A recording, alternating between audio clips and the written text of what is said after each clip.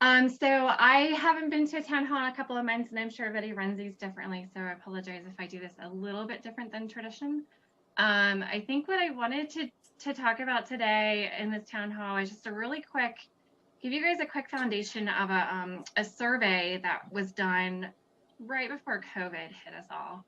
And that survey, someone in this group might have actually completed it. That survey was to explore job satisfaction in core facility positions. So if you took it, thank you. Part of your data is incorporated into what I'm talking about today. But I also wanted to let you guys know that I wanted to leave enough room at the end of this for you guys to ask questions, to comment on whether you agree, disagree, have any personal experiences on job satisfaction, or something you want to share that your institution does well that may or may not have come out in that survey.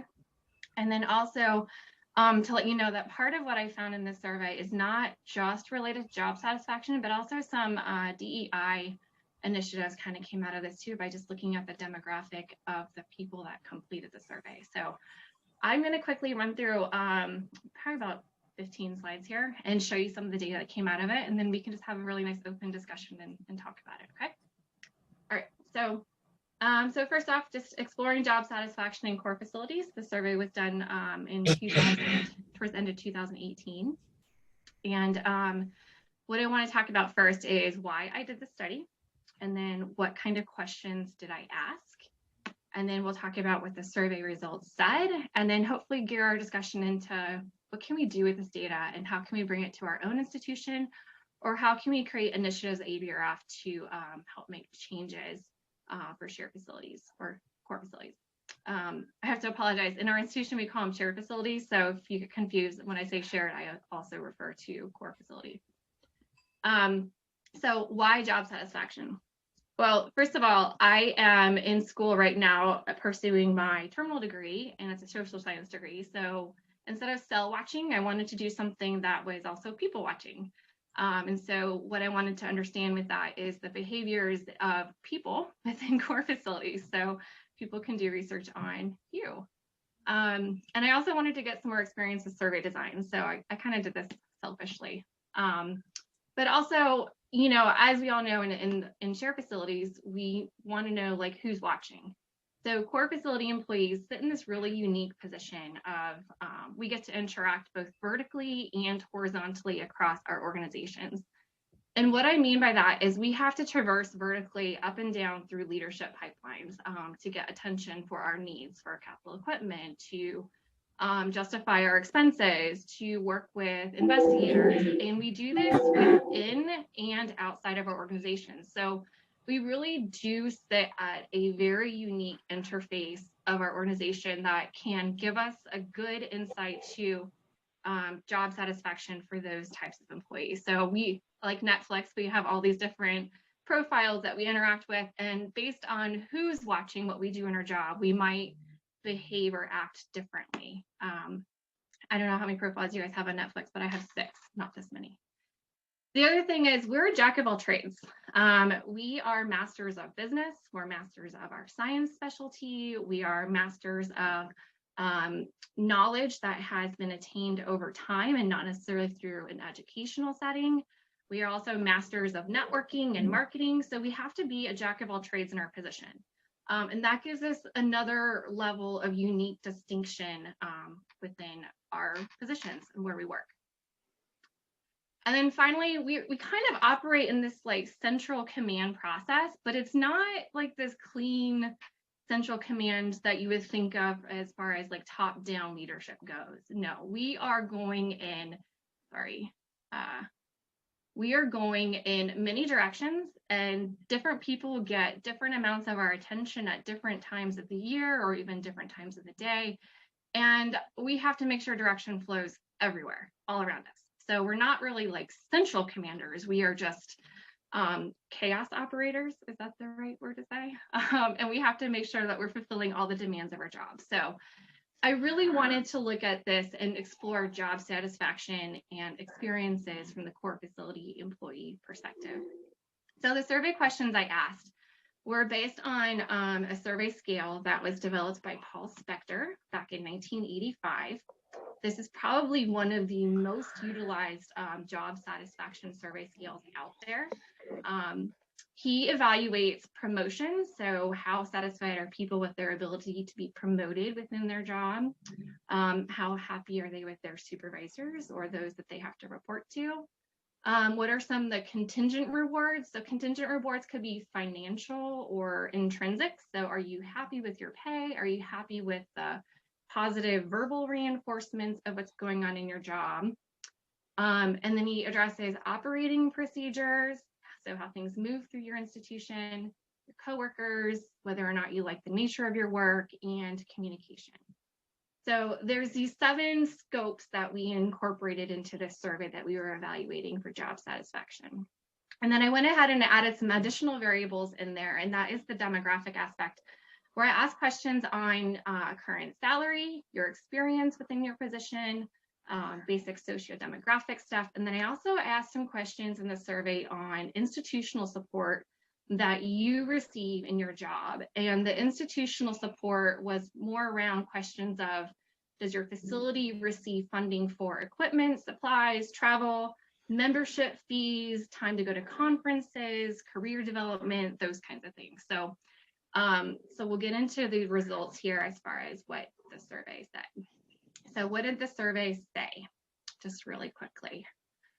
I'm going to review the 2 subjects, the demographics and the job, and then the type of institutional support facilities receive. Also the satisfaction scales that came back. So in the survey, this is the response I received across the regions of the United States. I'm going to note it was very Midwest biased because I am in Cincinnati, Ohio, and I'm part of the Midwest Association for Core Facilities.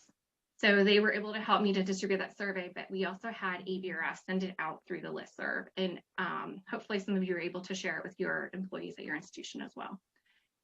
And then we had a fairly mix of academic and nonprofit organizations. I'm not surprised that we have a stronger representation of academic, but we also had a few people that work for a company, because companies that do make profit also have core facilities embedded within their industry.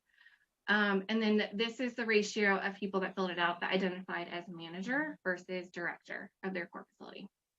A total of 245 people completed this survey. And then just to give you some notion on this, experience, age, and time of position, there wasn't any statistical significance between the response of the people that participated in the survey, but I also just wanted to note how large of a distribution there is on ages and numbers of years of experience. If you broke down the current age here, one thing that's kind of remarkable for the core facility industry, if you want to call it an industry, is that we actually span five generations.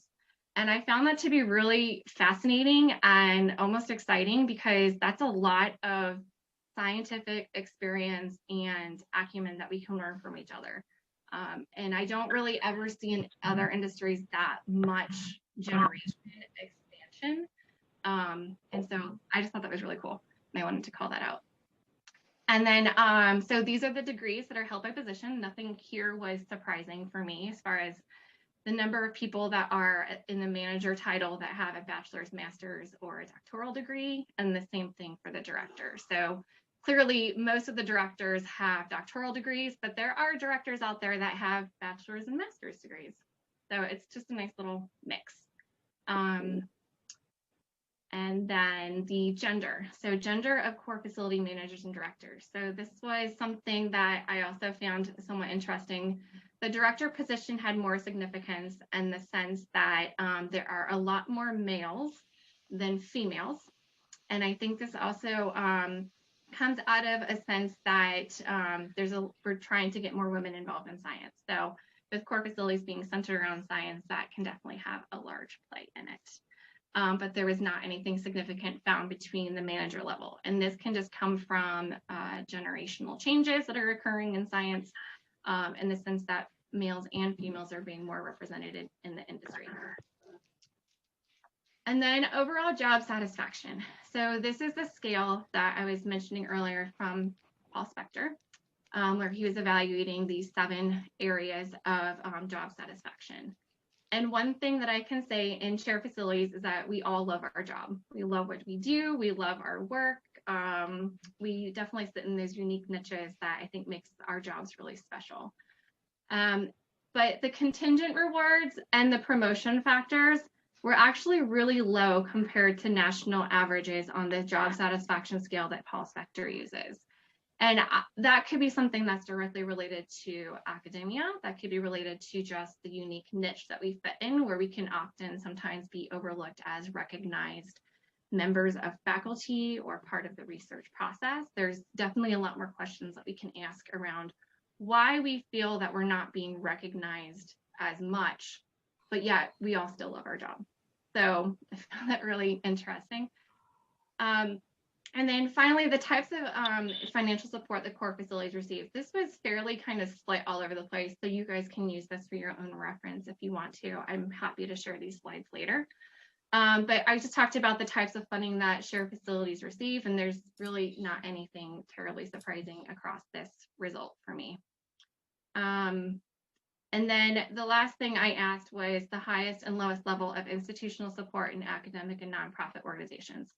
What this really is telling you is that institutions or academic universities do a really good job of supporting us on instrumentation, staff, salary, some travel, and our service contracts, basically the bare bones of what you need to run a facility. What they don't support us as much on is on memberships and training. So that ties into career development. Where we don't get a lot of support of in our facilities is on the career development initiatives to keep our training and our expertise going forward. That can also tie into our ability to present state-of-the-art technology and services to our researchers at our institution. So I feel like a lot can be taken from those results where we need more support financially within our facilities to help our expertise. So generally the results that I found significant or interesting about this is there are 5 generations working across your facilities. There's a disparity in gender for director positions, but that can be tied to just the generational changes that are happening over the last decades. Managing directors all hold 3 types of degrees. Institutions don't support as much for training career development initiatives. People that work in core facilities, we love our jobs. We don't get promoted as much, and we enjoy working with our coworkers. We just wish there was a little bit more value put into how we were appreciated financially is what the survey was saying. And there's an opportunity for improvements for operations within our facility, but that could just be because we sit at the crosshairs of both vertical and horizontal workflows and transactions. So I went through those incredibly fast because I'm an incredibly fast talker. But if anybody has any questions, feel free. Or I have these 5 questions here that we can kind of start to pivot our conversation on. Or if you have questions about the data, feel free to let it fly. Nicole, I had one person who kind of put a question to me in the chat that we kind of used to start. How were people recruited to answer the survey? There's some concern there that lower level staff may have been missed because essentially hourly employees may not be subscribed to professional listservs and such. That is a very valid concern because when the survey is sent out, it is sent out to ABRF members. And most of the ABR members are directors. In fact, that's something that I would like to find a way to see if I can talk to you guys about sharing the survey with more core facilities managers or staff level employees, because not all of them are ABRF members. We do have another survey going around right now where we could use your help and we can send it out again, and that's the DEI, the Diversity, Equity, and Inclusion Survey. And in that one, I'm also getting the same responses. I'm getting more directors than I am staff level employees. So that's just one of the hazards of survey research, is trying to get the right mix of population. So any significant differences found in between USA and outside USA? So that's a good question, Vito. I have not targeted outside populations from the United States, but that's something that we can definitely work on with CTLS. I think I saw Josh's name here somewhere, Josh Rappaport. That's definitely something we could explore, but I would also have to change some of the language because the funding mechanisms over across the pond are different than they are in the States, which might implicate some of this, but looking at satisfaction levels, I think would be interesting between Europe and the United States. Thank you. Yes, I did just wanted to mention that because I do come from Canada, and I think it's really interesting study, and I think it's worth exploring within Canada as well. Yeah, Thanks. I mean, I'm happy to send out the survey again if we find a mechanism to send it out. That would be awesome. Yeah. Yeah. Thank you so much. No, thank you. I've actually used this data from my own institution to tell them that we need to give more credit and value to our core facility directors and managers, and we're slowly but surely working on something to respond to that. So I don't know if you guys are experiencing the same kind of challenges or issues in your institution as far as bringing directors and managers more recognition in their positions. But that's the biggest thing that kind of came from me. And thank you, Andrew, for sharing that DEI survey link in the chat.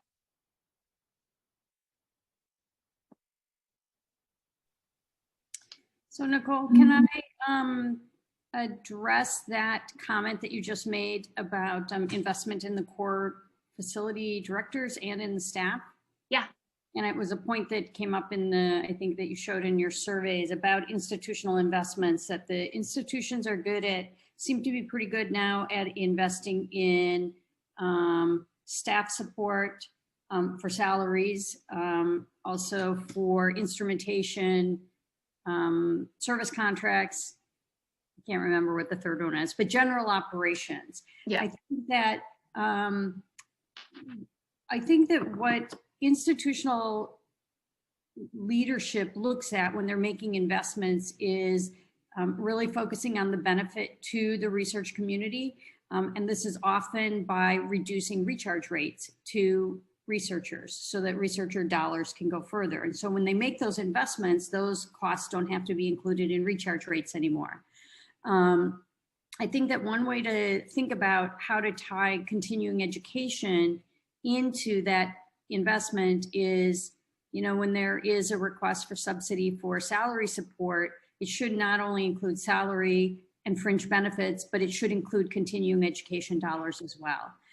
Because the reason that most, I think, executive leadership now recognize the benefit of investing in core facility scientists is that expertise. And without that expertise and without the continuing education, that expertise goes away. So we just all have to be more vocal in making that connection and making sure that people recognize that we don't just learn in a bubble. We have to have those continuing education expenses that are part of the operation as well. But if they don't put them there, you know, you can continue to put them into recharge rates and make them as an important component of operations as anything else. Yeah, I mean, I'm curious to hear if anyone has received pushback from their institution on trying to incorporate things like that into their facilities budget for travel or training or going to an ABRF conference, those kinds of things. Because I have heard some institutions battle that with their administration. I will say my experience has been the exact opposite. We have incredible support for going to conferences and just put in place a policy whereby our center will pay for scientific society memberships, one membership plus an ABRF membership for all of our core facility staff. Interesting. Hi, nice job. Hi, Josh. Yeah, so just to echo, yeah. So if you want to expand the survey and have me distribute it to the CTLS mailing list, I'm more than happy to make that happen. And as you said, though, some terminology might need to change, and also the understanding that some of the sort of employment structures and definitions. I mean, this is something that we've found before with surveys that we run between ABRF and CTLS. We did a sort of career training survey among CTLS that we distributed to ABRF that was recently published. And we definitely found in some of the data that like the quote unquote phrase, you know, a permanent position, for example, doesn't really mean much to people in the United States unless they have tenure, for example.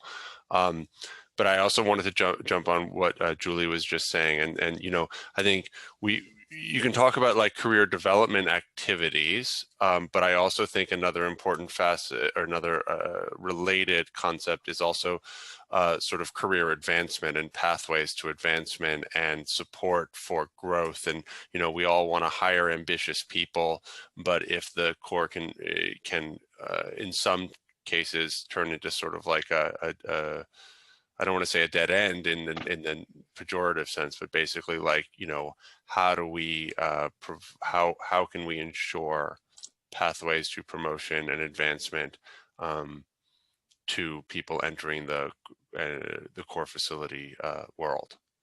Yeah, and I think this survey just kind of confirmed for me all of my own experiences with trying to obtain promotions and advancement within a Corps facility environment. And totally, there's a lot of people that feel that they don't get as much advancement within facilities as they should because it's the lowest score in the scale. One thing I didn't mention is this is out of 5. So it's a score out of 5.0, if you want to look at it that way as far as the evaluations. And I am drafting a paper on this results. It's taking me forever to do it, but I do have results that compare it to other industries as to where we rank based on Paul Spector's results in other industries. Nicole, not to change the subject a little bit, but was there a deeper dive into what kind of operating procedures people were having issue with? What kind of concerns people had in that? No, and that's a good thing to ask, Natasha, and it's something that I can definitely dive into more in future work. But the operating procedures questions in his survey, which basically ask is, how well does information move across your organization or among your coworkers? So how well is information flow vertically and horizontally? And a lot of that I think can come from some of the cogs we experience in just having enough time to get something done or knowing who to go to for help. It just, I think the nature of that might be embedded in the organizational context and culture, like how big is your institution? How hard is it to ask a question to leadership? I mean, it could be any one of those 100 million things, right? Because you definitely have organizational environment influence on operating procedures.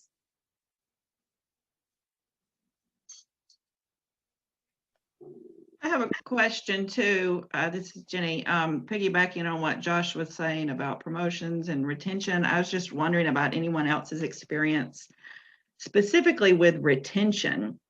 Because when somebody has a job offer or when I want to promote somebody, then my administration just, you know, they're going to ask a lot of questions, but they're going to say, can your Corps support it? And I really want to keep them and they really deserve more money, but it's always coming back to the bottom line. So does anybody have experience with getting that type of additional money support from your institution by making a case for how valuable that person is? We've been able to retain people fairly successful without any problems, but I don't know if anybody else has experience where they've struggled with that can help, Jenny. I mean, do you get extra money to do that, or it's still coming from your own Corps budget? So it depends on how your Corps facilities are financially structured, but we do still go ahead and put that salary increase into the Corps facility budget. Yes, so Claudia, if I want to give someone a raise and this person is on the recharge, I have to implement it into my recharge rates. So basically my customers pay for that advancement or that. And to me, that's a problem because, I mean, it's a philosophy thing, right? For different institutions.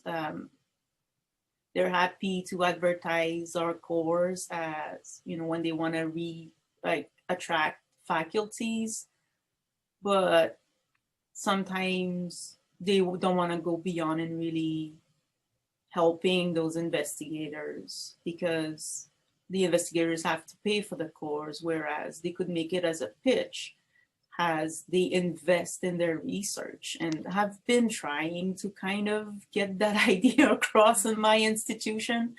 I'm still trying. I'm not going to give up. I think it's important, especially that I have seen a lot of faculties just leaving in the last year and a half, going to other places where that's basically the pitch that they've made them to make them leave my institution and going somewhere else.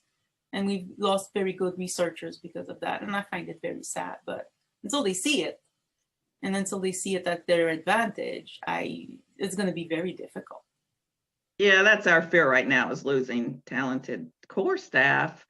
And, you know, we're kind of going through the process of asking for this promotion or retention, but it comes back to my business folks looking at my core and saying, can you support this? And if we had a rough year, they might say no. So I'd like And to with point- COVID, I don't know what oh, they're going to say. sorry.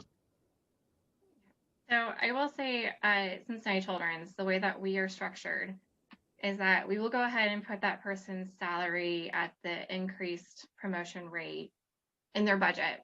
But at the end of the day, anything that that facility doesn't cover is mostly picked up by the institution through the indirects. But it's not an indirect charge. So we cover the indirect cost of the facility, and then we're expected to also sometimes cover whatever they can't cover in their direct recharge rate. So it's an agreement between the facility and administration that yes, this person can have a raise. Then we also know in the back of our head, we might potentially be covering that as well. So it's kind of going back to what I'm saying is like, it depends on how your institution's facilities are financially structured, because everybody has a different accounting process, and that can really shape how you run your facilities and make decisions.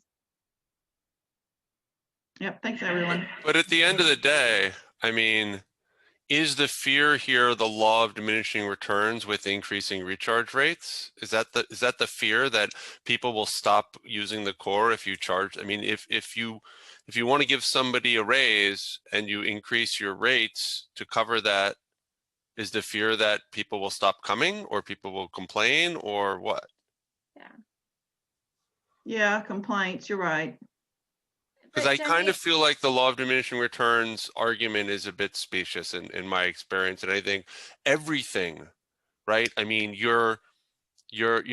everything, health insurance, every necessity of life has a ratcheting up over time, right? I mean, that's just the way of the world. And to expect to pay the same today for a hour of confocal that you paid 20 years ago is wrong. And I also have to wonder, like, sometimes I've never seen it where I've given an employee a raise and I put it in their cost sheet, and I sometimes don't even ever see an impact on the cost of the service. Like, it's just absorbed so much. It depends on the facility and it depends on the usage of those services too.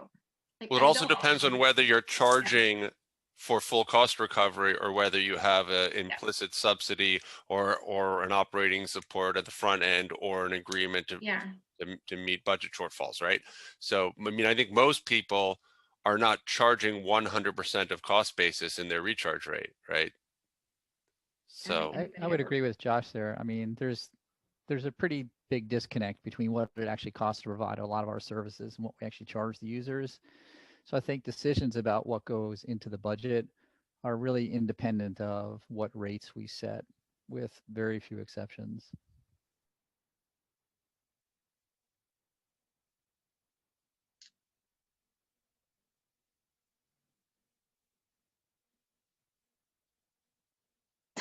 Quiet.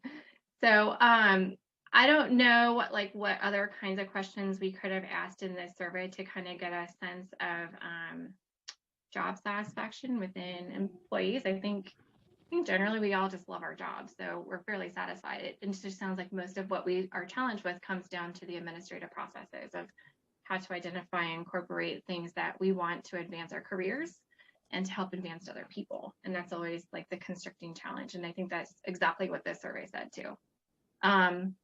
I know that ABRF is leading some efforts on career development. They are pretty much, there's the new mentorship program that came out, so we can all always gain experience by just learning from others through that mentorship program and how we do things at different institutions.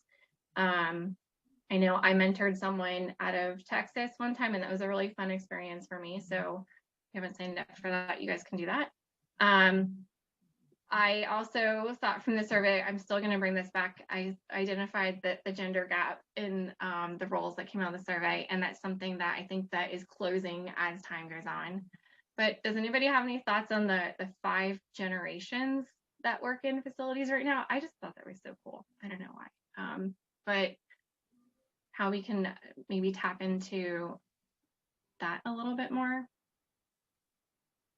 No. I guess I don't find that surprising. I mean, there's always new hires. Yep. And there's always people, everyone knows somebody who's been at the institution forever, right?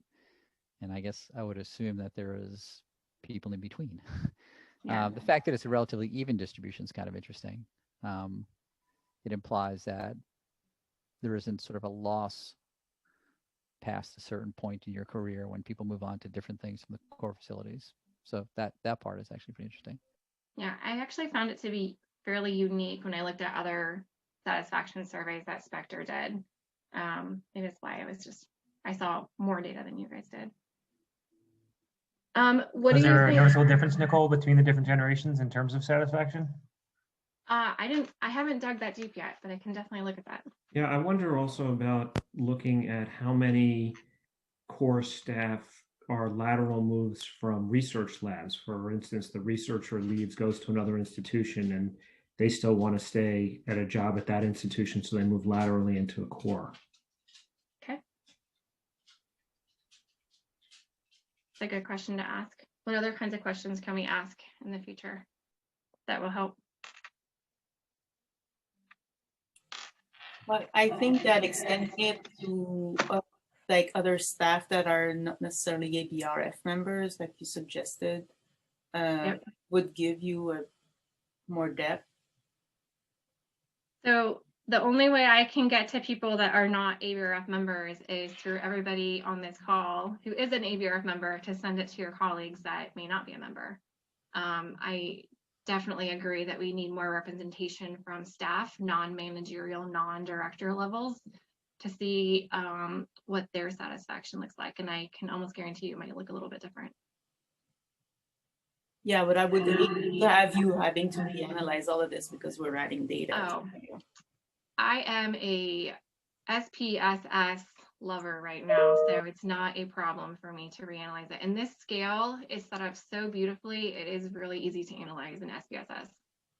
I'm happy to share it with you, Mish, so you can send it to me. Yeah, I will send it out again with this PowerPoint to everyone. So if you do want to send it to your colleagues and we get more data, that's perfectly fine.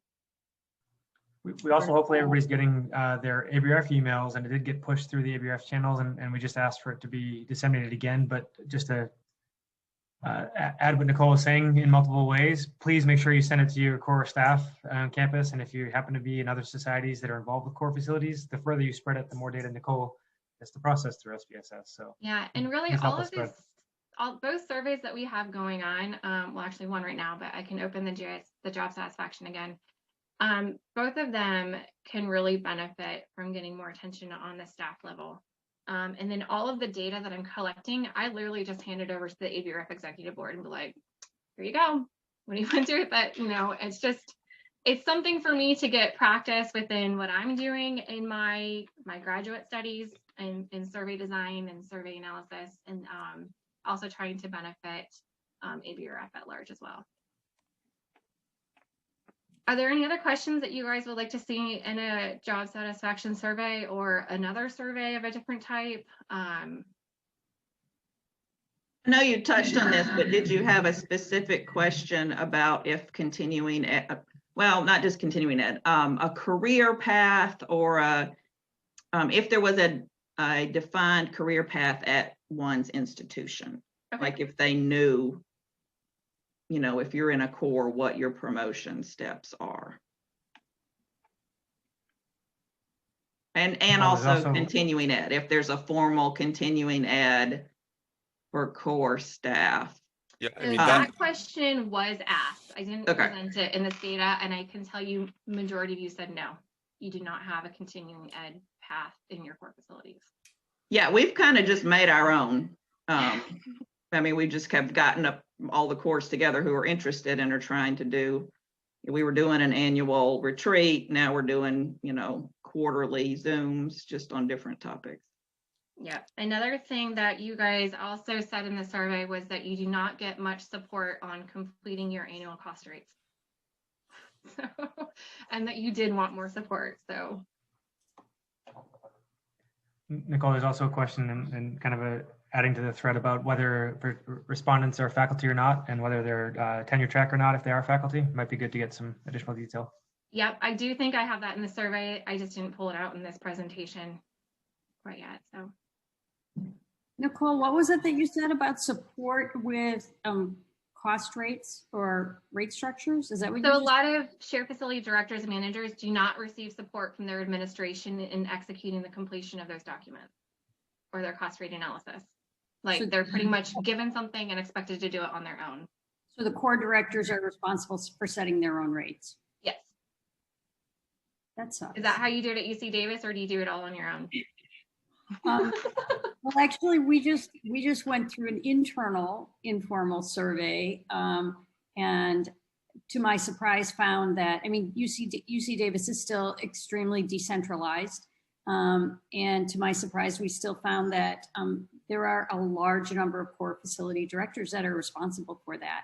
And I said the same thing when we got those answers just a week or two ago. I said that sucks. I mean, that we got to change that. I mean, that's a burden. Yeah, ours is a little bit more hybridized. So I help to oversee 28 facilities at Children's, and what I do is have a seminar every year.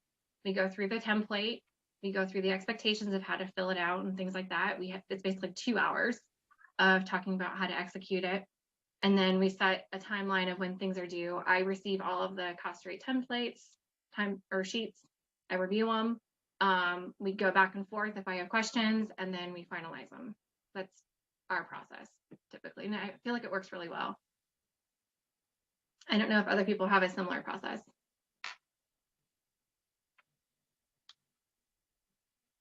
No, but I'm going to let my folks know that you give a 2-hour seminar, because that would be fantastic. Yeah, I mean, it helps everyone, right? It takes work off my back and it takes work off their back. So There definitely is real benefit to the teach a man to fish approach, right? But it's still, and I know the core directors contribute because they know the expenses and the things that they need the most, and they are the ones that can provide volume data. But it's still a burden. It's a lot of work for core directors and core staff to try to figure that out. So, yeah. sorry, my 5-year-old walked in. Are there any other? Oh, I see the chat's been busy.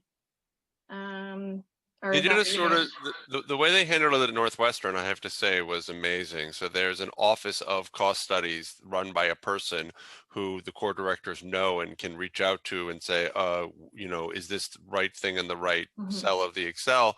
But then there was also somebody who was employed by the Office of Research, actually now works for the Basic Science Administration, who was super duper helpful as well. So it was the responsibility of the core director to do it.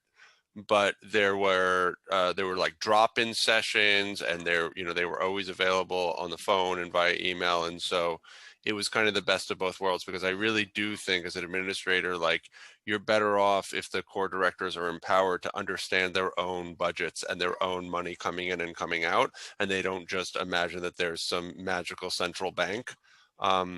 But at the same time, you don't want to burden them, as Julie said, with, just like lost in the woods and trying to figure out complex accounting. So it was really kind of the best of both worlds, I felt. Yeah, the person Josh is referring to at Northwestern was Aaron Rose, and I think a lot of people know him. Aaron.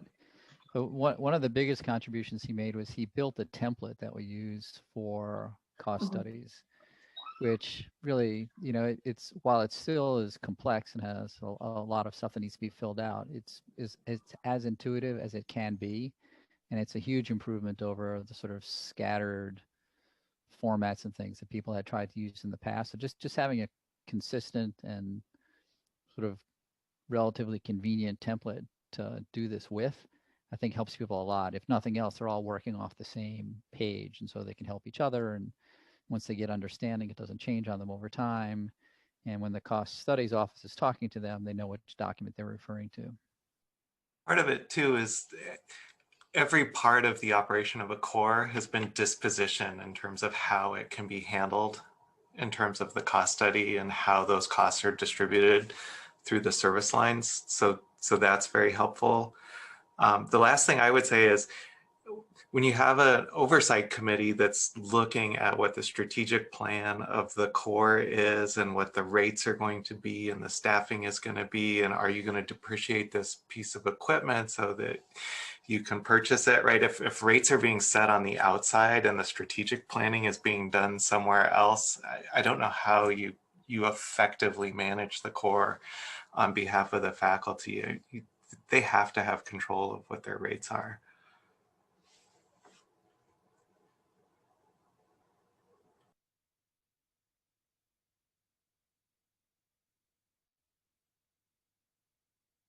I think one other thing I want to personally ask, and this is something I'm looking at developing in our own institution here, is how many of you have some sort of program set up where you give awards like recognition, public recognition at your university for core facility employees or core facility itself directly?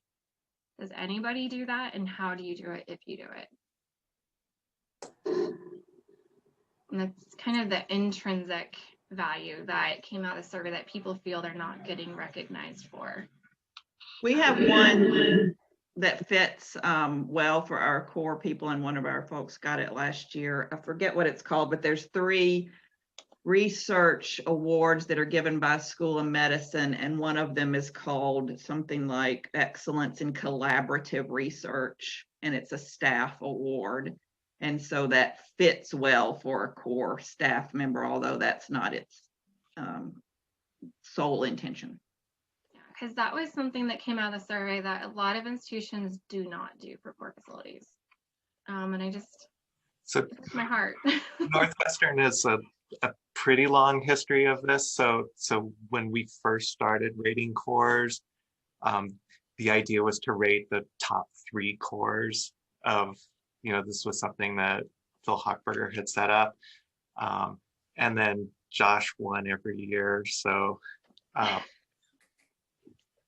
we ended up expanding it.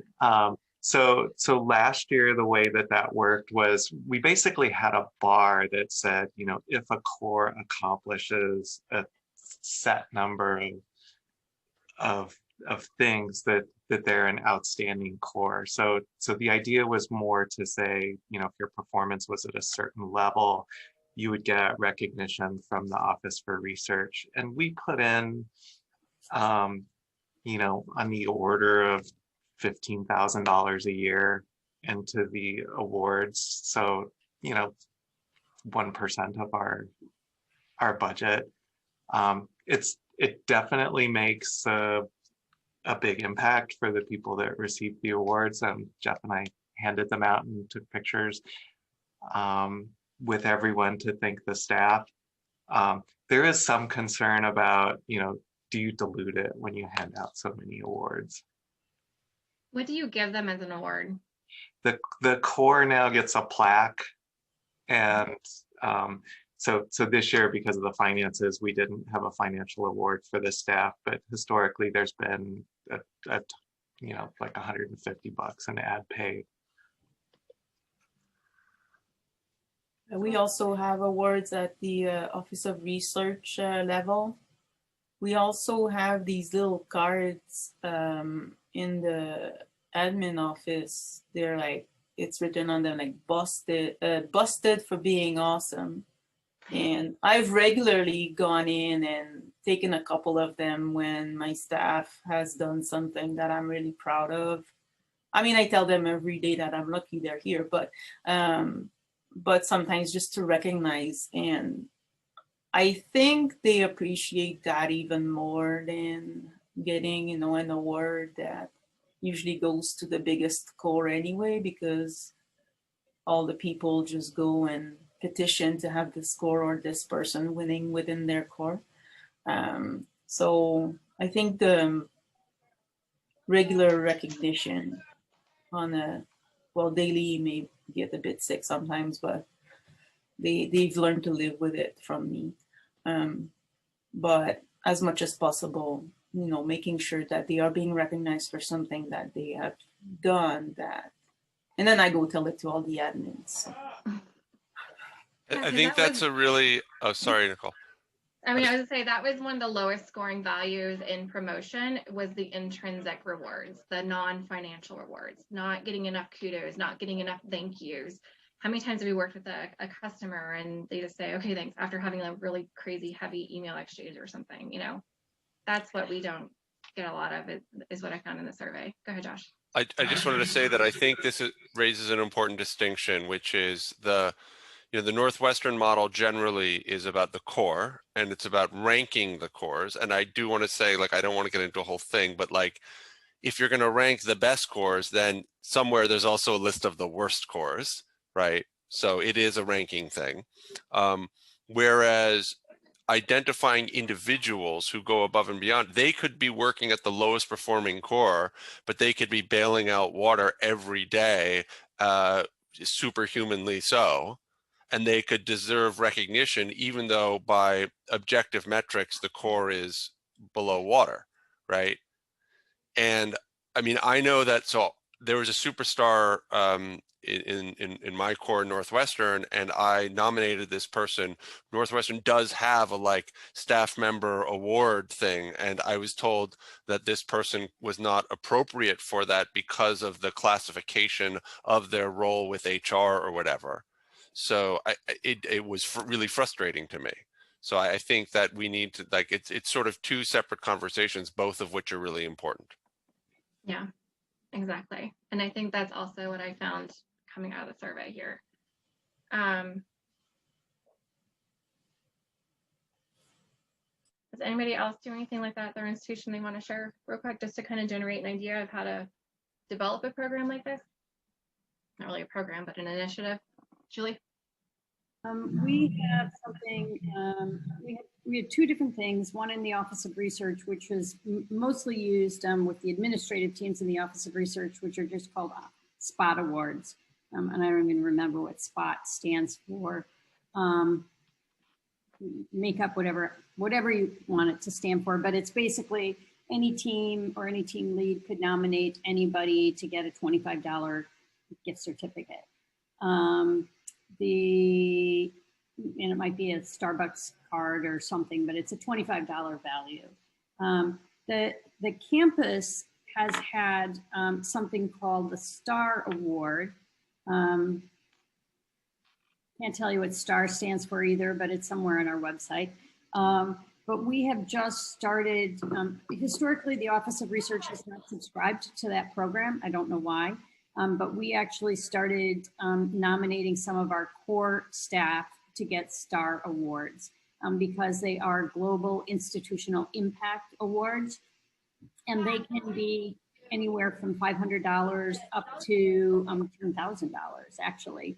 Of course, anything that goes, really big can be, has to get approval from the chancellor. But we just, within the last year and a half, have given out one $2,000 STAR award and 4 $1,000 STAR awards to staff members who have gone above and beyond for various reasons, and they really have to be for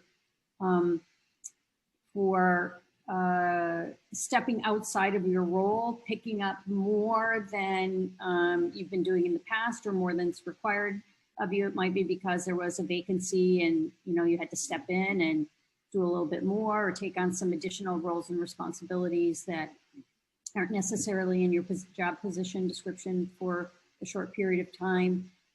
But that's where that justification comes in. So it's a program that we're going to continue to develop. But I'm thinking, I'm inspired now to even develop something that's even somewhere in between. We don't always need to have the big $1,000, $2,000, $5,000 awards, but I often don't think that $25 or a $5 gift card you know, to Starbucks isn't enough either. So maybe we will develop something based on what I've heard today, specifically for core personnel that go above and beyond, you know, 1 month or something, just for those, you know, that thank you for stepping up. Mm-hmm. And I really just think that some of the attention that came out of the survey, where I'm seeing only directors or managers fill it, actually speaks to the notion that we do need to pay more attention to the actual staff in our facilities, not just those that are expected to complete the cost rate sheet or make sure the operations are performing as they should. Andrew, you're going to say something? I was going to say, yeah, on the UMass side, we do have a similar to what's been mentioned, the research office programs that we actually didn't give to core staff, not because they weren't deserving, but we gave to core support staff, which is also a group that sometimes goes unrecognized. So we're in the process of developing out a core admin system, and the gentleman who helped basically lift that, he got the award this last time. And a lot of response we got was, why don't we see the cores in this program more often? So it's kind of both a way to give somebody recognition that doesn't get it, but also recognition that we need to be better about that. But I also wanted to say, to bring it home to ABRF, the reason that we're on the call today is, you know, in past years, the travel awards has kind of been a way for us to also look as an organization to, you know, get some folks to the meeting. But really, that's a recognition and award program as well, that if you have somebody who's performing super well, there's actually competition with ABRF when we're allowed to travel again and allowed to go to meetings, that we could give some funding to get people there as a way of incentivizing their activities. So is that travel award program underutilized, Andrew? Do you know, like, how many applications we get for that every year? I haven't been involved. I saw Julie's head shake real quick, so maybe I can ask her to answer. Okay.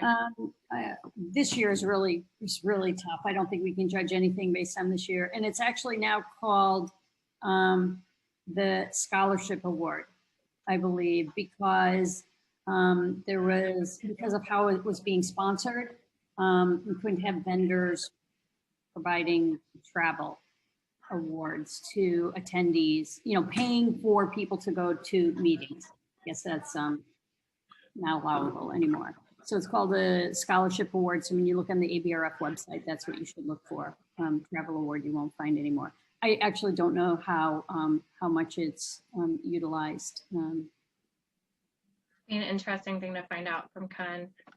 Mm-hmm. I think, and I don't know if that goes through EdCom or not.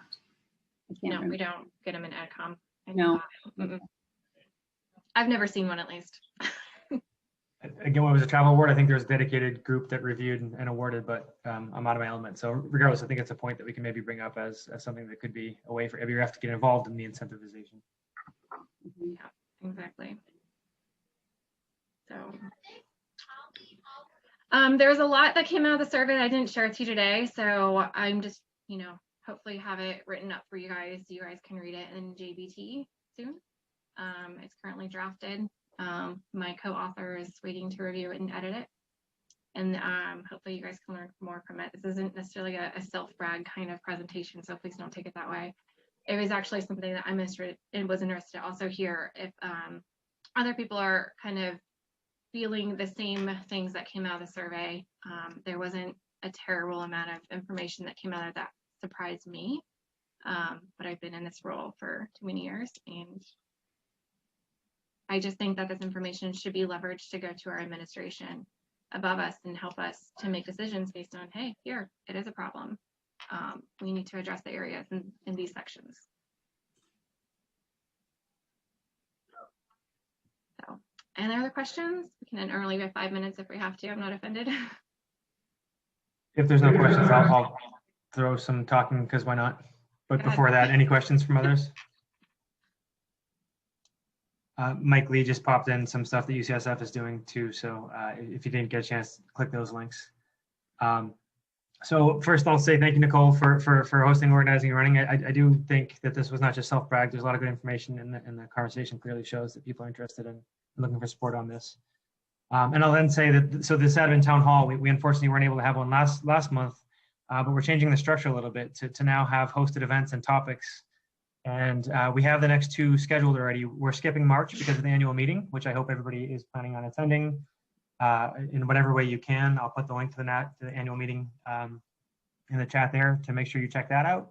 But we have for April 15th, tentatively scheduled a conversation on DEI that Andy Chidu will be hosting. So there'll be some good information coming there.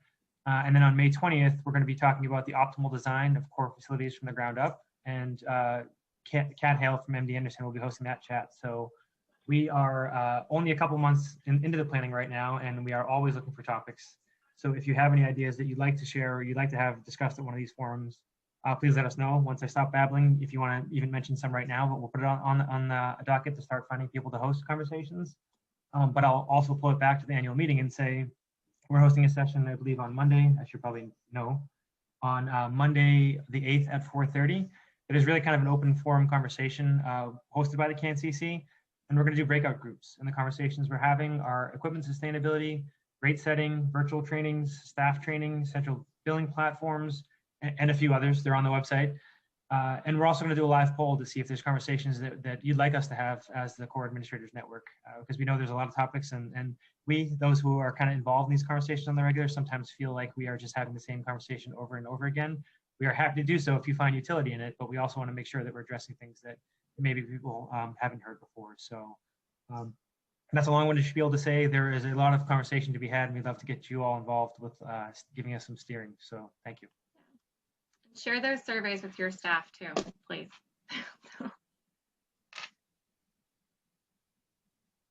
Right. I don't have anything else, so thank you for coming, guys.